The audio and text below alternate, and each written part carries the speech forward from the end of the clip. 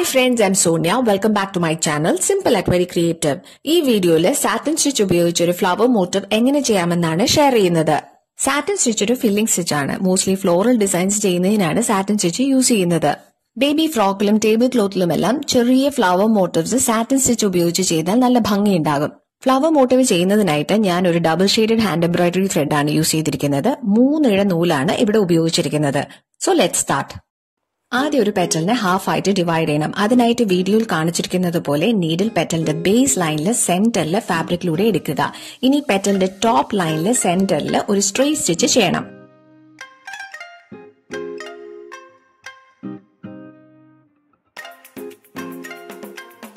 വീണ്ടും പെറ്റലിന്റെ ബേസ് ലൈനിൽ പ്രീവിയസ് സ്റ്റിച്ചിന്റെ തൊട്ടടുത്ത് ഗ്യാപ്പ് ഇല്ലാതെ നീഡിൽ ഫാബ്രിക്കിലൂടെ എടുക്കണം.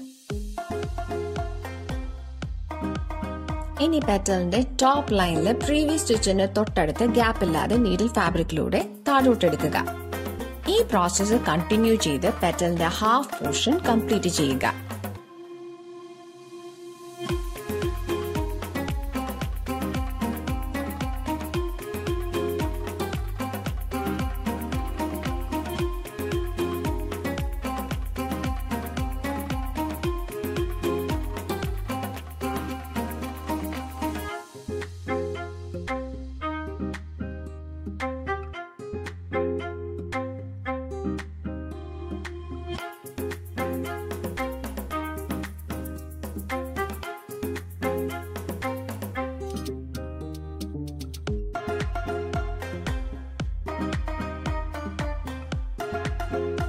പെറ്റലിന്റെ ഹാഫ് പോർഷൻ കംപ്ലീറ്റ് ചെയ്തതിനു ശേഷം remaining portion same technique use ചെയ്ത് കംപ്ലീറ്റ് ചെയ്യണം. സാറ്റിൻ സ്റ്റിച്ച് ചെയ്ത് കംപ്ലീറ്റ് ചെയ്യുമ്പോൾ അതിനൊരു വെൽവെറ്റ് ഇഫക്റ്റ് ആണ് ഉണ്ടാവുക.